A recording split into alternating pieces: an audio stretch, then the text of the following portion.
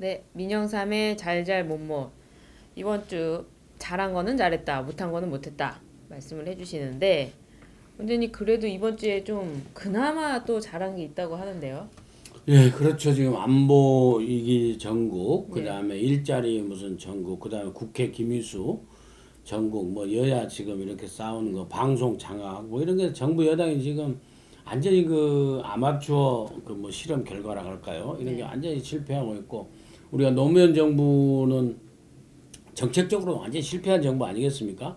그걸 모르고 이제 그 막 지금 촛불 때문에 이렇게 문재인 정부가 탄생을 했는데 이 노무현 정부의 이기랑 할 수 있는 이 정부에서 사실 잘한 것을 막 찾아보려고 하는데도 잘 안 보여요. 근데 그나마 네, 그나마 말씀하신 대로 그나마 이렇게 찾아볼 수 있는 것은 이 사립유치원 연합회 네, 있잖아요. 이게 굉장히 이익단체입니다. 근데 이분들이 집단 그 휴업을 하겠다라고 지금 예고를 했어요. 근데 만약에 이 그 휴업을 하게 될 경우에는 아주 강경하게 조치를 취하겠다. 네, 모집 인원 지원도 끊고 모집 인원도 네, 이렇게 정원도 축소시키고 이렇게 하면서 정부의 강경 대책, 예, 그게 대해서 제가 이번 주에는 상당히 잘한 일이다. 이렇게 제가 뽑았습니다. 아, 근데 그래요. 사실 그렇지 않습니까? 아니, 그, 부부들, 맞벌이 부부들 애 맡겨놓고 이렇게 가는데, 네, 그거 맡길 데가 없으면 어떻게 출근 못 하잖아요. 네, 이런 일을 상하다 자기 이익을 위해서 그 사립유치원 예, 협회에서 지금 전국적으로 한 4,200개 정도가 넘나 봐요. 그중에 한 60% 가까이가 그 휴업에 참여하려고 지금 이렇게 한다고 하니까 거기도 정부가 아주 강경하게 대처해서 그 휴업을 말려야 된다 이렇게 봅니다. 아니 예. 근데 소장님 갑자기 사립 유치원 원장들이 왜 휴업을 하느냐 이게 의아해하시는 분도 있을 것 같아요. 지난번에 대선의 주요 공약 중에 하나가 네, 그 유치원이나 이 어린이집 이런 부분을 점점 이 공설, 그러니까 병설을 국공립으로 해 나가겠다. 그래서 민간 부분을 없애겠다라고 이야기를 한 거 아닙니까? 네, 안철수 대표도 그때 병설 유치원 병설한다 발언으로 했다가 고된 지지율이 조금 이렇게 훈육을 하락하는 치렀죠. 계기가 됐죠. 근데 저는 이렇게 봅니다. 전체적으로 국가가 유치원 예산에 대해서 전적으로 지원을 하면 그 부분이 좀 더 효율적으로 집행될 수 있도록 공립 유치원으로 가는 방향이 맞을 수는 있다고 봅니다만은 네, 지금까지 사립 유치원을 해온 사람들의 입장에 봤을 때는 그런 그 사람들의 어떤 삶에 대한 전체적인 좀 생계 위협이거든요. 대통령 선거에 의해서 국가 정책이 180도 바뀌었는데 네, 외국에서는 이런 일을 이렇게 하지를 않지요. 앞으로 10년 안에 네, 기존의 사립 유치원들에 대해서 추가적인 허가를 인정하지 않고 점차적으로 도태시켜 간다든지 이런 어떤 과정을 거치지요. 그런데 이 정권은 다 번개불에 콩고아 먹듯이 예, 우리 입장이 그러니까 따라라고 하면서 따르지 않으면 적폐처럼 몰고 하니까 네, 그분들 입장에서는 자신들이 가장 유리할 때 파업권을 행사하겠다고 가는 부분인데요. 저는 그 부분을 꼭 그 사람들을 욕할 문제만큼은 아닐 수도 있다는 겁니다. 그래서 그런 어떤 부분에서 지금 탈원전처럼 모든 문제를 순식간에 끝장을 내려고 하는 속에서 지금 이런 문제가 나오는데 방향정책 전환이 맞다면 그 전환이 맞는가에 대해서 국민들과 당사자들한테 설득을 시키고 그래도 설득 안 되는 당사자들은 시간을 줄 거니까 그 사이에 전환해 네, 가라고 이야기를 하는 그런 어떤 합리적인 과정에 대한 시각이 이 정권에는 아예 없는 것 같아요. 그렇죠. 그러니까 정책이라는 것은요. 쭉 해왔던 관성이라고 할까요? 방향이 있지 않습니까? 그러니까 자동차나 배하고 마찬가지예요. 갑자기 확 이렇게 바꿔보면 까파져 불잖아요. 네, 이러자면은. 그러니까 그러기 때문에 좀 이렇게 천천히 이렇게 할 수 있도록 여유를 두고 시뮬레이션을 통해서 이렇게 해야 되는데 하니까 이렇게 그런 측면을 잘 지적해 주셨다고 보고요. 그렇지만은 그러니까 예. 어찌됐건 불법으로 파업하면 안 된다. 저는 그렇게 봅니다. 그러니까 학비를 공립이나 사립이나 똑같이 줘라 더 달라 이런 얘기죠. 근데 그것은 예, 현재 그 사립학교 유치 그런 문제도 있긴 하지만은 네, 그런 불안한 감도 있긴 해요. 사립 유치원 원장님들이나 예, 그 하시는 분들은 그렇지만은 그분들의 주장대로 지금 국공립 유치원이 1년에 아니 그러니까 1인당 98만 원 정도 이제 지원하는 걸로 됐어요. 국공립 유치원은 시설비라든 이런 걸 다 합쳐서 계산을 하니까 98만 원이고 유치원 1인당 지원비가 네, 아이들 그다음에 그 사립 유치원 같은 경우는 지금 한 29만 원. 그게 차이가 워낙 많이 난다는 거예요. 그러니까 우리 이 29만 원 이 지원비를 좀 더 올려달라.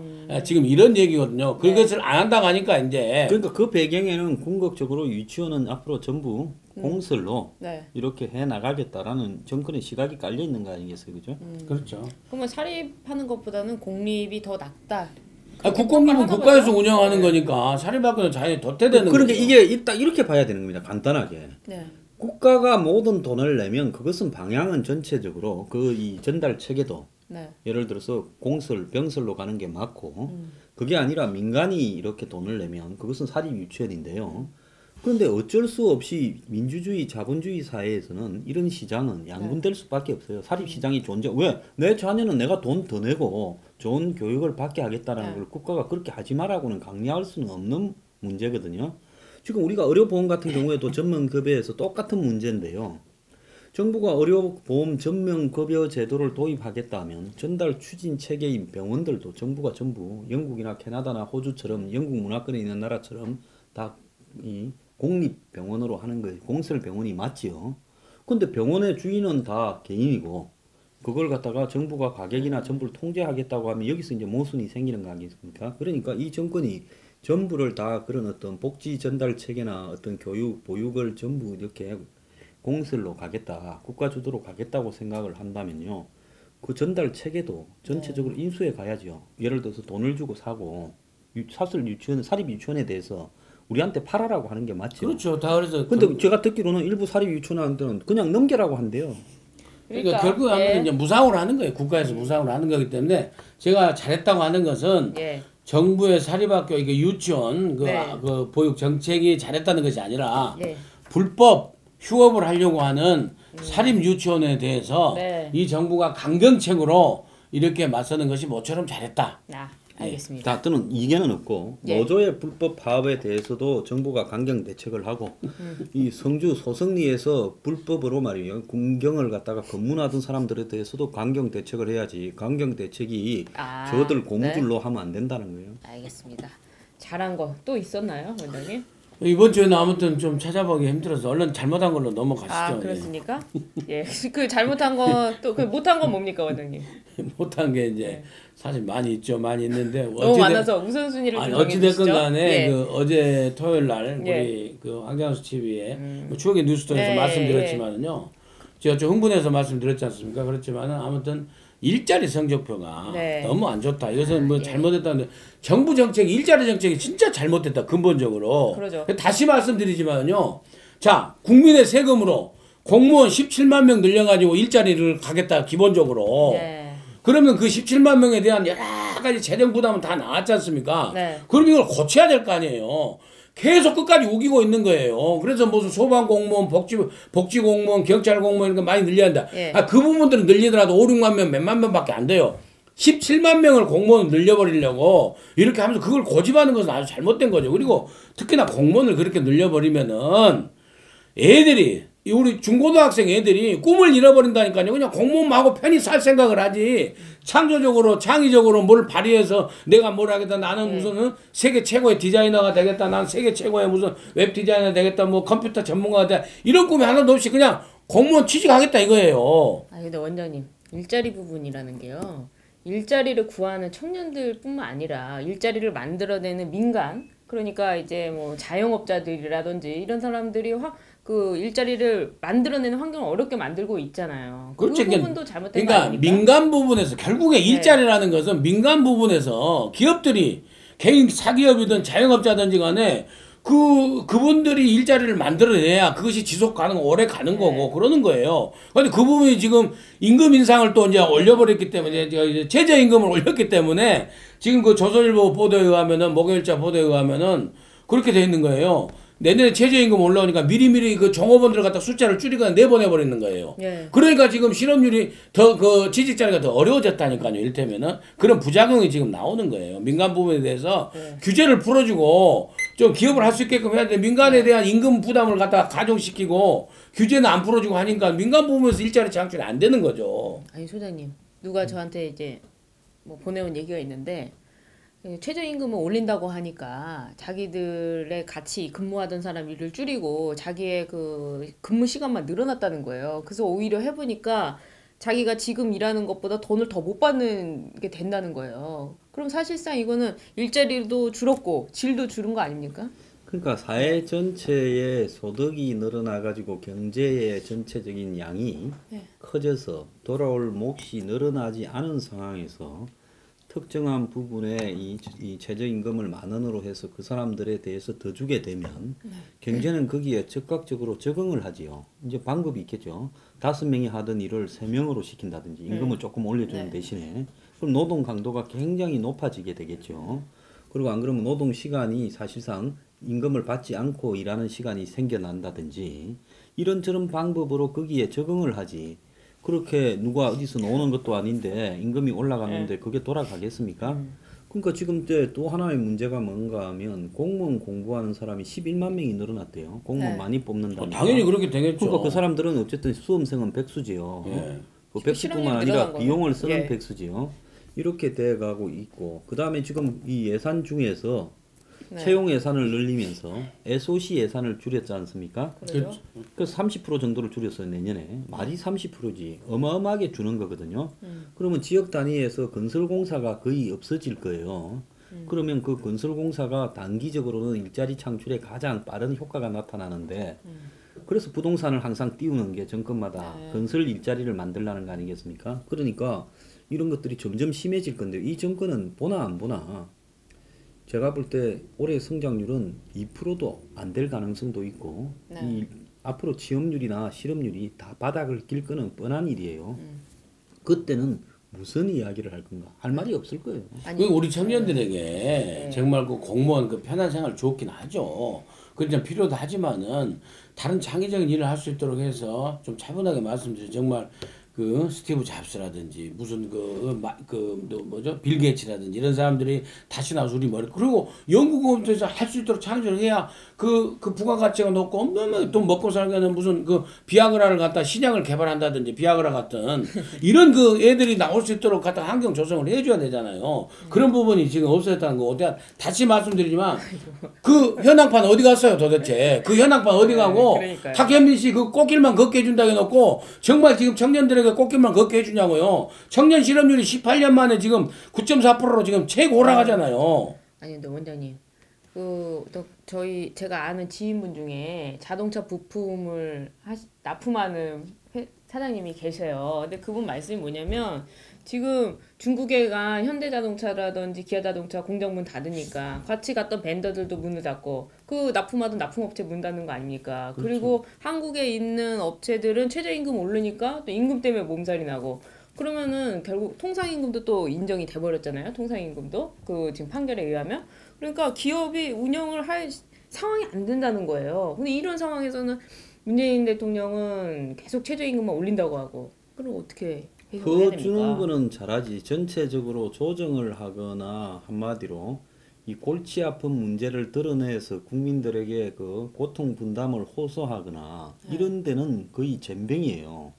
솔직하게 말하면 이 정권에서 김동연 부총리 하나 정도가 그야말로 전통적인 방안의 경제에서 어떤 성장 이런 부분을 할 건데 대통령부터 장하성 실장까지 전부 다가 뭐라고 소득주도 성장이라고 이야기를 하면서요. 이제 퍼주자라고 나가는 거 아닙니까? 그러다 보니까 지금 내부에서도 손발이 안 맞아서 부동산 보유세를 둘러싸고 부총리하고 청와대하고 그렇죠. 엇박자가 나잖아요. 맞아요. 그러기 때문에 이 정권에 누구도 돈을 버는 역할은 안 하고 전부 돈을 써갖고 나눠주는 역할만 다 이야기를 하고 있어. 나 이런 정권 처음 봐요. 그러니까 그리고 또 그 일자리 정책도 이념에 지금 상당히 그 맞춰야 되는 게 이제 김동철 원내대표가 지난주에 그 일자리에서 규제 프리존법하고 특별법하고 그다음에 서비스 산업 발전 기본법을 풀어라. 그럼 일자리가 생긴다는 거 아니에요. 근데 그것을 정의당이나 이쪽에 지금 여당 쪽에 이쪽 진보 쪽에 사람들은 규제 프리존법은 뭐냐면은 결국에 박근혜 정부의 창조 경제 그 혁신센터에서 하는 그런 전략 산업을 갖다 지원한 꼴이 된다. 그래서 지금 반대하고 그게 그다음에 여기 뭐죠?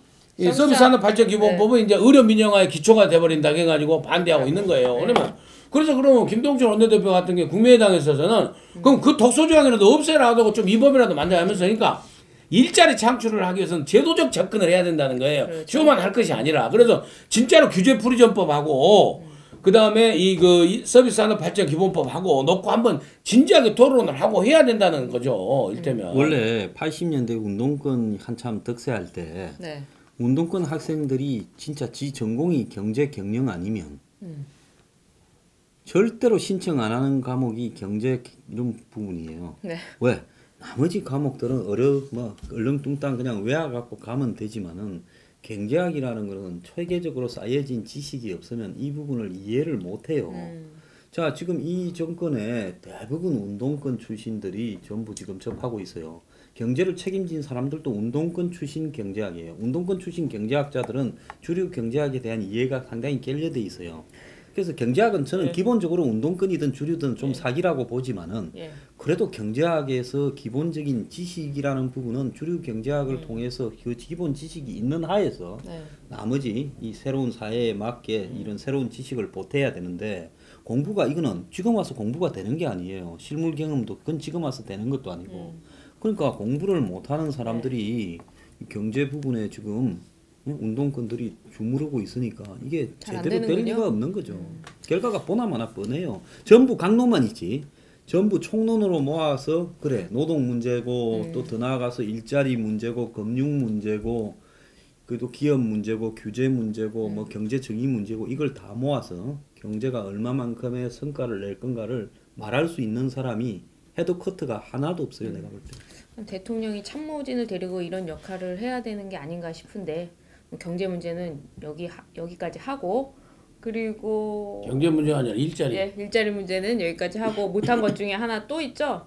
요즘에 말을 아주 그냥 너무 세게 해가지고 뉴스 보기가 싫어요. 그러니까요. 그 네. 원래 이제 쭉 그래 정말 제가 같이 이렇게 다 큰 당에 있으면서 예. 그럴 적에는 그렇게까지 나였는데 요즘 보면은 우리 추미애 대표께서 추미애 전 대표가 아니라 지금 대표죠. 네. 대표께서 너무 심한 게 김희수 그 뭐 대통령과 정부가 잘못한 것이 아니라 네. 여당의 대표하고 원내대표가 굉장히 지금 잘못했다라고 저는 평가를 하거든요. 그러니까 뭐냐면은 김희수 헌법재판소장에 대해서 부결이 났지 않습니까? 네. 그럼 국회에서 했으니까 더더군다나 요소해야 되면은 그걸 그대로 받아들여야죠. 그것이 왜 국민의당 대표 그 잘못입니까? 그러니까요. 그러면서 표현을 뭐라고 했어요? 골목대장? 골목대장도 저렇게는 안 한다고 얘기하고. 땡깡 피는. 그다음에 땡깡이 뭔지 아세요? 간지래. 일본말이에요. 일본말. 어린아이한테 땡깡 핀다 그러잖아요. 그러니까 땡깡이 원래 네. 일본말입니다. 간질병을 가리키는. 그렇게 그 말도 하려면 생떼를 쓴다고 해야죠. 네. 근데 지금 국민의당이 뭐 생떼 쓴 겁니까? 그거 아니죠. 그러지 않습니까? 그러니까 자기들 뜻대로 그 일테면은 5.18 거기 그 버스 운전사에 대한 사형을 내려가지고 광주 5.18 쪽에서도 김일수 헌재 소장에 대해서 부적절한 의혹은 사실 많았어요. 네. 그럼에도 불구하고 굉장히 국민의당에서 고민을 했는데 그래 고민 끝에 그 국회의원 자유투표로 맡겨가지고 네. 그렇게 했으면 그걸 갖다 수용하고 네. 앞으로 남은 김명수 그걸 어떻게 할 것인가를 고민해야지. 국민의당한테 그냥 안철수 대표한테 무슨 땡깡 논다고 그러고 골목대장이라고 그러고 무슨 형제당도 아니라고 그러고 이것이 지금 여당의 대표하고 원내대표하고 이렇게 하면 그리고 우호식 원내대표 뭐라 했어요? 적폐연대라는 거예요. 적폐연대. 네, 적폐연대. 국민의당이 그러면은 그거 하면은 자기들하고 따라가면은 개혁연대고 저기 다른 야당의 길을 가면 그게 적폐입니까? 그게 말이 됩니까? 황 소장님? 과거에도 대가리를 잘라버린다. 뭐 머리 자른댔나요? 머리 자르기. 그거 저기 뭐 문준용이 건을 가지고 네. 그 저기 국민의당 지도부를 향해서 그래가지고 그때도 추경을 통과시켜야 되니까 사과해라 하니까 못하겠다 해가지고 임종석이 가서 대리 사과했다가 시끄러워졌었잖아요. 그렇죠. 이분이 어제는 중앙일보 사설에 그 뭐 자기를 좀 비판했다 해가 지금 소송을 한다 그러고 자유한국당 의원들이 전술핵 재배치 때문에 이 미국 간다니까 사대주의라 했어요. 네. 그러면 더불어민주당 의원들이 이 사드 때문에 중국에 가갖고 알랑거린 거는 사대주의가 아닙니까? 근데 지금 말이 네. 갈수록 그런데 오늘은요. 어제요. 북한의 미사일 도발이 실효성이 없다고 했어요. 그러니까 북한이 도발을 하거나 말거나 우리는 신경 쓰지 말자라고 이야기를 네. 하고 있어요. 자, 그러면서 이 지금 정치라는 것은 그야말로 최소한의 서로 다름을 인정해야 되는데 점점 사람이 전투적으로 변하면서 자기하고 이 보조를 안 맞추는 쪽은 전부 적대적으로 보고 있는데요. 굉장히 잘하고 있다고 봅니다. 이래야 망하는 날이 빨라지지요. 정말 훌륭한 대표를 모셨고 또 근데 원내대표 여당 대표. 네. 예, 원내대표가 지금 저리 코가 끼었는데 정권이 봤을 때 원내대표가 못마땅해서 그럴 건데 혹시 또 다음에는 추미애 대표한테 그러지 않을거나 걱정이 되네요. 아니 원장님 예. 어제도 말씀드렸지만 우원식 이 원내대표랑 잘 아시죠? 잘 알죠. 그 밑에 보좌관도 잘 아시는 거죠? 잘 알죠. 서모 씨. 추미애 아니, 보좌관이 그렇죠. 보좌관도 서모 씨죠. 네. 그러니까 추미애 대표는 뭐 저하고 하여튼 그 옛날에 사진 찍은 것도 76 전당대 예. 때 그리고 아니 그 2004년 예. 그 17대 때도 같이 이제 했고 민주당 마지막 남아서 같이 했고 우원식 대표도 그때도 같이 했죠. 근데 전부 다 했는데 우원식 원내대표 같은 경우는 1995년 조순 서울시장 민선 1기 지방자치선거 때 저랑 같이 이제 서울시의원으로 활동을 많이 했어요. 예, 네. 그래서 특히 노원 지역에서 서울시의원. 서울시의원은 네. 90 재수생이에요. 야. 91년도에 노원 지역에서 김동철 원내대표랑 우원식 원내대표는 나가서 한번 떨어졌거든요. 네. 그리고 이제 95년도에 예. 다시 민선 1기로 제대로 서울시장 선거까지 할 적에는 예. 우원식 바람이 불어가지고 그 우원식은 노원 을에서 되고 그 다음에 그 대변인했던 고영진 의원은 노원 갑에서 되고 원장님은. 저는 이제 동대문 을에서 됐죠. 아 그때군요. 예, 그리고 예. 이제 유종필 예. 관악청장은 그때 이제 관악 을에서 되고 네. 그렇게 해서 다 해서 같이 아주 가깝게 형 동생 하면서 잘 알아요. 예. 제가 그때부터 안 사람이 바로 이 서모 씨입니다. 아. 예. 이 그리고 측근이라고 지금 나오는 인물. 아니 돈 줬다는 사람. 네, 돈 줬다는 사람. 돈 줬다는 네. 사람. 그러니까 뭐 무슨 사건이냐면은요. 네. 19대 때 2012년 19대 때 네. 그 통합진보당에 있다가 무소속으로 나오려고 한 조모 씨한테 네. 우원식 원내대표하고 아주 친한 이 서모 씨가 서모 씨가 우원식 대표하고 형동생이에요. 솔직히 형동생하고 예. 가서 이 조모 씨를 만나서 무소속으로 출마하지 말아라. 그리고 그 대가로 돈을 좀 줄게. 선거 비용을 그동안 했던 선거 비용을 보전시켜 줄게 해서 네. 3월 달에 합의하고 선거 끝나고 6개월 뒤에 그때 이제 19대 때 당선됐잖아요. 네. 6개월 뒤에 이 서모 씨가 그 조모 씨한테 돈을 줬다는 거예요. 수천만 원을. 그런데 우원식 의원이 모른다? 그 말이 됩니까? 아니 양 소장님. 그 모르는 게 말이 돼요? 말이 안 되겠죠. 요즘 예. 뭐 다 보좌관이 어쨌다 이러는 거 보면 뭐 아니 그럼 보좌관이 아니라요. 예. 이 서모 씨는 형 동생이고 네. 이 서모 씨의 아들이 보좌관이에요. 지금 보좌관이에요. 보좌관으로 된 거예요. 네, 네, 예. 그렇게 알고 있는데 예.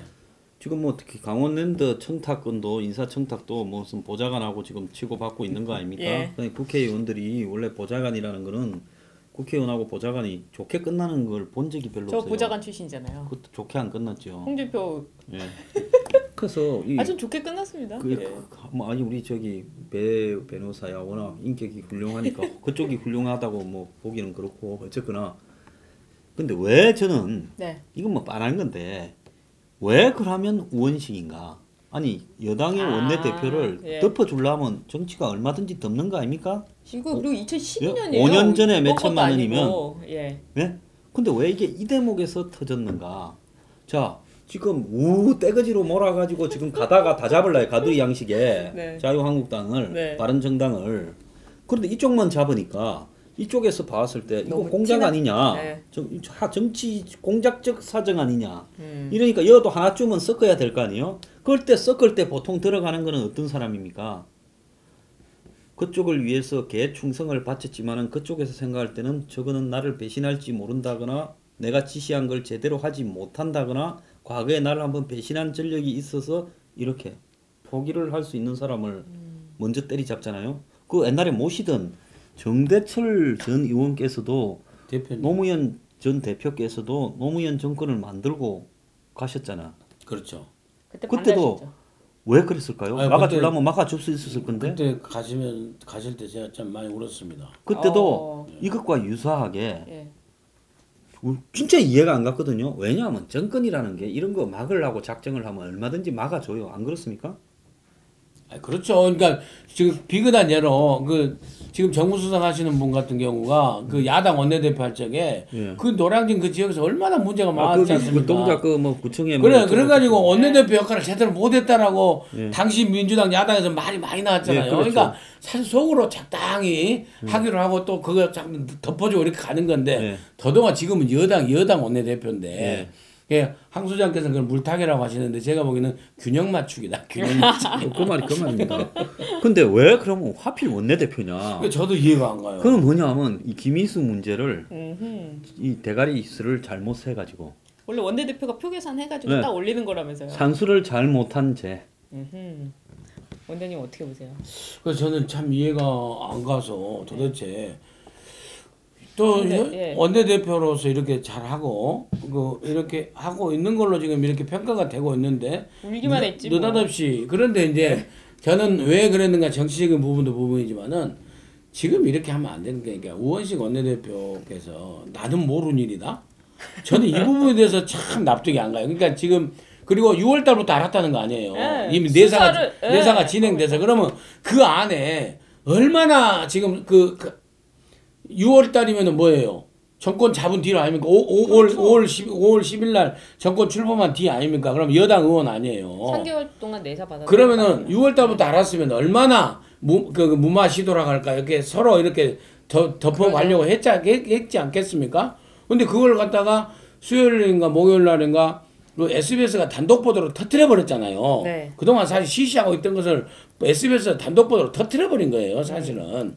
그런 측면에서 지금 SBS 문제까지 얽혀가지고 이게 보통 문제가 아니다. 그래서 지금 잘못했다라고 하는 것은 잘못했다고 하는 것은 우원식 원내대표가 네. 김희수 헌재소장에 대해 통과에 대해서 국민의당을 적폐연대로 얘기한 거. 네. 그 다음에 이렇게 일이 터졌는데 나는 모른다. 그 친한 그 형 동생 하던 그 서모 씨의 그 아들이 예. 수년간을 자기 보좌관을 하고 있었는데 네. 이걸 모르는 일이고 금년 6월에서 알았다. 저는 이런 그 처사는 잘못된 처사라고 봅니다. 아니 보좌관을 아들로 그러니까 채용을 한 거죠. 보좌관으로 채용할 정도면은 분명히 그게 있었다는 거 아니에요. 야 내 아들 좀 해줘. 보좌관으로 들어와. 제가 95년, 네. 96년 서울시의원 할 적에요. 우원식 의원, 네. 그다음에 이 서모 씨 있죠. 네. 서모 씨도 저도 잘 알아요. 잘 아세요? 아, 저도 알고 저도 형님 동생 했다니까요. 아. 나중에 좀 그 뒤로 아주 멀어졌지만은 그럴 정도인데 그게 말이 안 되죠. 다 그 동네 사람들 다 알아요. 그 동네 사람들. 아니 그리고 이거는 정말 중대한 범죄 아닙니까? 후보를 매수한 거 아니에요.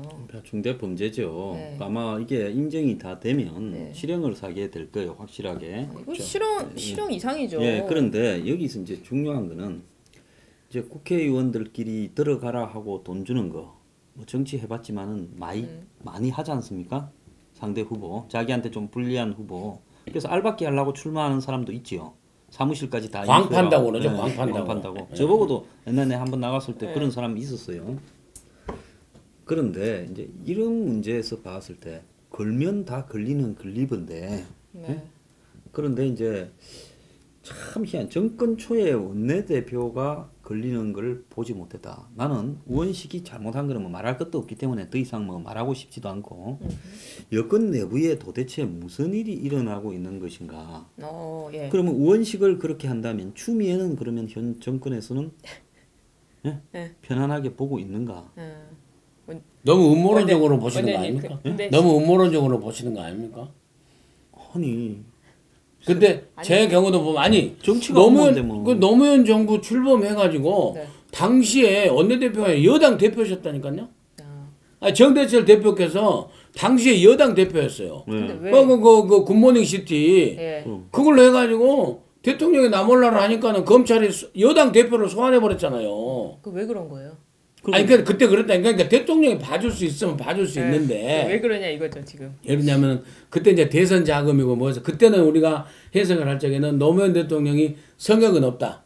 아무리 그 호용호재하는 형님 그 여당 대표를 할지라도 불법 부보에 대해서는 내가 이렇게 척결을 해 나가겠다라는 어떤 그 개혁의 의지를 보여주기 위한 희생양으로 삼았다라고 우리가 그렇게 해석을 했거든요. 예? 그럼 이거 우원식은 뭐예요 지금? 우원식 원내대표가 그것도 개혁의 희생양으로 지금 할 것인가? 예.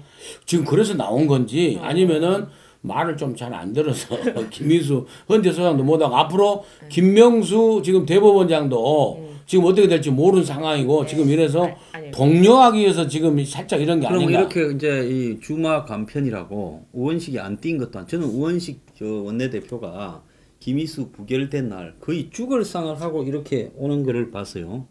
본인은 그때 이 건이 걸려 있는 걸 알았겠어요, 몰랐겠어요? 알고 있었죠. 2월 달부터 그거 알았다잖아요. 알고 있었던 거 아니에요. 그럼 죽을 상이 왜 됐겠습니까? 이제는 와, 내 이제 언제 낚일지 파리 이제는- 목숨인데 이제 네. 이거 낚이겠다 잘못하면. 이제 왔구나 때가 왔구나. 왔구나. 아, 네. 그러니까 SBS에서 네. 그 단독 보도를 했다니까요. 왜 그러니까 그 SBS 에요? 보도가 안 나왔으면은 이게 지금 그 이렇게 지금 알려지지 않았죠. 그 네, 보도가 없었다면 수요일 목요일. 그래서 지금 다른 방송들도 다 받고 이제 온 국민이 다 알게 됐지 않습니까? 네. 그러니까 SBS 같은 경우에는 그 사장도 그만뒀죠. 그러니까 사장이 그만두면서 지금 여러 가지로 맞물려 가지고 SBS가 지금 그 여권에 타격을 주기 위해서 또 터뜨린 게 아니냐 이런 생각도 또 해봐요. SBS 윤 회장이 그 정도로 배짱을 가지고 이걸 갖다가 그건 이제 아닌가요?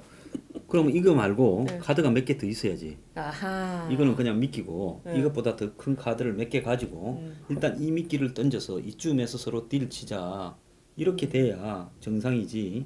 그걸 만약에 이 잘못 계산했다면 진짜 죽지요. 보통 죽는 게 아니라 거의 뭐 그렇죠. 이 삼족이 매라는 사태를 겪을 수도 아니, 있고. 아니 그 언론들도 다 네. 갖고 있죠. 그리고 지금 뭐 터뜨리겠습니까? 지금 그런가요? 딱 갖고 있으면서 시기적으로 봐서 이제 MBC에서 뭐가 하나 나올라나? 정부의 힘이 좀 빠지기 시작하고 그럴 적에 이제 상당히 하이에나처럼 이제 막 또 하는 게 그런 속성이 또 있지 않습니까? 원장님 솔직히. 근데 이 의원식도 그렇지만 여권의 여당 의원들도 좀 의아해하는 게 있잖아요. 지금 대통령의 뭐 인사라든지 이런 부분들이 그런 것들이 보면은 지금 여당 내에서도 이게 하나로 되지는 않나 보죠? 아니 그러니까 그 네. 부분은 황 소장이 한 4주 전인가 얘기를 했는데 박기영 인사 때도 얘기하고 유영진 네. 식약처장 또 유영진 식약처장은 또 왜 빵까지 갖다가 빵 심부름 쇼트도 시키고 참 시켰더라고요. 가관이더만요 가관. 근데 아무튼 지금 유영진 인사, 박기영 인사, 그다음에 여기 박성진 지금 이 장관 후보자 네. 인사 이런 부분에서 그다음 탁현민 지금 손 건든지도 못하고 이런 상황 속에서 지금 정부 여권의 그 인사 시스템 있지 않습니까? 네. 발굴하는 인사수석실, 그 다음에 검증하는 민정수석실, 네. 이 팀 말고 최순실이처럼 다른 누가 있어가지고 자꾸 이렇게 하명의 인사가 내놓은 게 아닌가. 그래가지고 지금 그러니까는 박성진 장관 후보자 같은 경우에 아니 여당 국회의원들이 나가버려가지고 부적격. 네. 부적격 그걸 판단할 수가 있습니까? 그것은 사실 어떻게 보면 항명이야, 항명. 그러니까 여권에서도 여당이 청와대에 대한 거죠? 항명이거든요. 그래서 지금 그 배 변호사께서 말씀하신 대로 지금 여권 내에 지금 인사 이렇게 그 선거를 추천을 둘러싼 아주 미묘한 갈등이 있지 않느냐. 그런 추측은 충분히 가능하죠. 그런 추측 속에서 의원 시기도 또 이렇게 희생양이 되는 걸까요? 제가 볼 때 저 정도로 불거지면 빠져나가기가 네. 거의 쉽지 않은 것 같아요. 이거 빠져나갈 수가 없죠. 네. 네. 그러니까 예. 희생양이 되고 그 다음에 다음 타자는 여권에서도 제가 볼 때 예. 야권을 한 20명 보낸다 생각하면 여권에서 한 최소 예. 한 4명은 섞어야 아. 이게 여야의 균형이 맞는데 또 다음 타자가 누가 될 건가. 지금 최근에 보면 김희수가 부결된 거는 기본적으로 여권 내부에서의 반란이 네. 저는 컸다고 봅니다. 지금 전부 국민의당인 것처럼 이야기하는데요. 제가 볼 때 더불어민주당에서 10개 이상 셌을 가능성이 커요. 네. 그러니까 그 문제에 대해서 청와대가 표 계산을 할 때 여권 내부는 안 빠진다고 보고 국민의당은 최소한 확인을 했을 가능성이 크다 봅니다.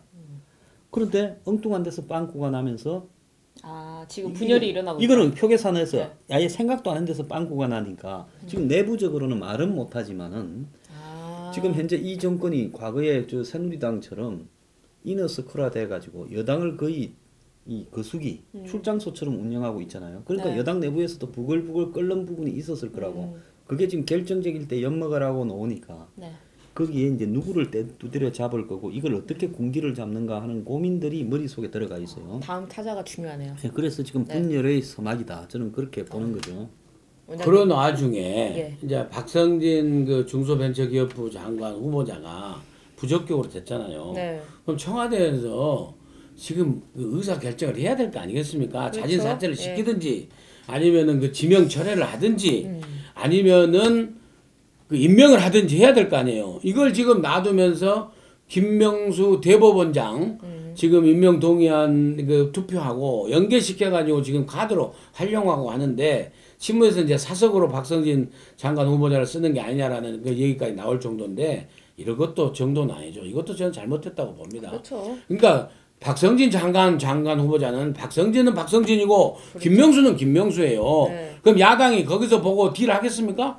지금 국민의당이요. 신한국당 여기 그 자유한국당도 마찬가지고 여기서 무슨 딜을 해가지고 정말로 한다 그러면요 또 다른 역풍 받습니다. 제가 다시 말씀드리지만 국민의당 호남민심 걱정하지 마십시오. 호남민심 돌아간 호남민심이 돌아옵니까? 야당으로서 잘해야 호남민심이 다시 돌아오는 겁니다. 저는 그렇게 생각해요. 그래서 자구우면할 필요가 뭐가 있습니까? 그렇죠. 야당이 야당답게 대안을 제시하고 반대할 것은 확실히 반대를 하고 해야 그렇게 자기 갈 길이 생기는 거 아니겠어요? 그런 측면에서 너무 국민의당이 앞으로도 마찬가지예요. 2년 6개월, 2년 7개월 그 다음 21대 총선 남아 있습니다. 야당으로서 해야 되는 거지. 지금 당장에 저 떠난 민심이 지금 그렇죠. 돌아옵니까? 우리 이인이 잘한다. 이인이 하고 싶은 대로 해라. 호남에서 90% 지금 지지해 주는데 그게 국민의당으로 오겠습니까? 간지 얼마나 됐다고? 그 정말로 그 연못 구워 그 생각도 하지 못할 생각입니다. 오히려 야당으로서 역할을 쭉 하면 돼요. 네. 네. 알겠습니다. 소장님 하시고 싶은 말씀 있어요? 뭐 국민의당은 제가 볼 때 저는 시한부 정당이라고 봐요. 아이, 또 너무 이렇게 왜 그렇게 보는가 하면 또 너무 아니 근데 진짜 왜 국민의당을 이렇게 미워하시는지 모르겠어요. 아니 난 국민의당을 좋아하는 사람이고 안철수 대표가 나는 옛날에는 악연이 있었지만 요즘 보니까 좀 잘하는 것 같아서 잘 되기를 바래요. 왜 또 시한부를 그런데 하세요? 문제는 뭔가 하면 기본적으로 이 자체에 태생적 모순이 있다는 거예요. 그거 어쩔 수 없잖아요. 그렇기 때문에 지금 어차피 호남 지지는 문재인 이 대통령이 한 지지율 한 30% 정도까지 떨어질 때까지는 지지를 유보하지 않을 거예요. 그럼 안 대표는 결국은 국민의당을 갖고 시간과의 싸움을 하는 거라고. 네. 언제까지 안 대표의 그러니까 우측 행보를 갖다가 이 호남이 지켜볼 거냐. 결국은 호남 출신 의원들이 어느 시점에 가서 지지율이 더 떨어지면 아마 국민의당에 있는 호남 의원들을 포섭하려고 시도를 할 겁니다. 문정권에서. 자, 약점들도 또 있을 수 있고 뭐 의원들이라는 건 항시 그렇듯이 그럼 포섭을 적극적으로 해서 공천을 보장을 한다면 이 사람들이 국민의당에 있겠습니까? 글로 가겠습니까? 그러니까 국민의당이 없어진다라는 게 아니라 내가 볼 때는 두 쪽이 나는 거는 기본적으로 숙명이라고 보고 있고 안 대표는 두 쪽이 나기 전에 자신의 어떤 지배력을 높이고 또 우측에 있어서 자기의 어떤 이 같이 할 수 있는 상황들을 늘리는 이런 쪽에 집중하고 있는 게 아닌가. 근데 그 안철수 대표가 이제 강철수로 이렇게 간다고 하면 다시 강경해지고 그러니까 확실하게 지금 이제 왜 이 시기에 아무리 인도적 지원이라도 할 수 있느냐는 좀 방금 나왔잖아요. 그 정도 야당으로서 좌표를 설정해 버리면은요 이 요소야대는 그대로 힘을 발휘하는 겁니다. 제가 보기에는 왜냐면은 그 안철수 대표 비례대표하고 해서 그 40석 중에서 30석을 얻어야 150석 가방이 되잖아요. 아니 정의당 126석에서 126석에 25표를 얻어야 되잖아요.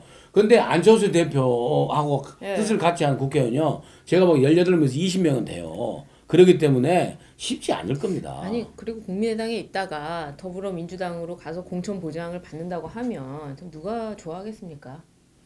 그런 철새가 어딨어? 그거 철새 아닙니까? 철새. 기본적으로 철새들이 국회의원 하지 텃새들이 국회의원 합니까? 그래도 국민의당이 왜 이렇게 언론에서 이렇게 비난을 하는지 참 잘 이해가 안 되는데 바른정당을 비난해야지. 거기에는 내가 볼 때는 박지원 전 대표가요. 방향을 확실히 정해야지요. 안철수를 한 밀어주든가. 그리고 제일 문제가 뭡니까? 아닌 줄 아십니까? 솔직히 이야기하면요.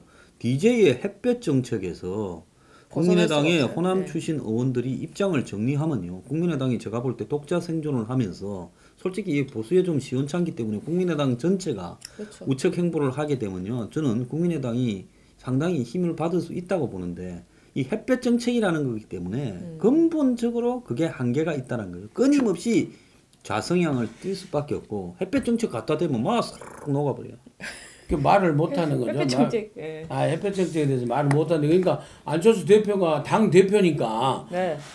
대북 인도 지원에 대해서도 저렇게 치고 나가버렸잖아요. 그러니까 지금 또 다른 의견이 많아. 그래도 대북 인도적 지원은 해야 된다는 의견이 그 국민의당에서는 다수일 거 아니겠습니까? 햇볕 정책의 일환으로. 그런데 안철수 대표가 지금이 인도적 지원이라도 할 때냐라고 해버렸기 때문에 상당히 그 갈등도 있긴 할 겁니다. 그리고 언론이 국민의당에 대해서 비난하고 그런 게 아니라 비난이고 비판이고 그런 게 아니라 일단 무관심합니다. 무관심. 왜냐하면은 여권에 대해서 여권 눈치를 살피느라고 너무 무관심해요. 그래서 야권을 잘 키워. 물론 한국당 같은 경우에는 정말 그 친박 이런 그 정리하는 것에 대해서 거듭나는 데 대해서 상당히 문제점이 많다고 저는 보는데 네. 그렇다나 중도개혁의 국민의당을 네. 좀 그 언론에서도 관심을 갖고 봐야 되는데 너무 여권에 그거는 문비어 첨가를 언론이 이제 안 부르고 꼬랑지를 문비어 첨가로부터 철회해가 이제 문정권이 거의 이제 좀 어렵다. 네. 이렇게 생각되면 그때부터 또 더불어민주당을 씹고 국민의당을 또 띄우겠죠.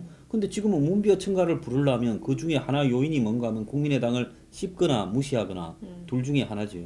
아니 바른정당은 이런데 끼지도 못하잖아요. 바른정당은 지금 한 명만 해버리면 원내 교섭단체가 안 되기 때문에 그리고 가운데서 유승민 의원, 뭐 이해운 의원 전 대표 이렇게 포함해서 또 한 10여 명 또 나머지 이렇게 김무성 전 대표를 중심으로 이렇게 해서 보수 통합으로 가자는 파하고 자강론으로 가자는 파하고 확실하게 지금 갈려져 있지 않습니까? 그렇기 때문에 상당히 거기가 시한부 정당이네요. 예, 알겠습니다. 제가 보기에는 거기야말로 시한부일 가능성이 크다. 예, 오늘 좀 녹화가 길어졌습니다.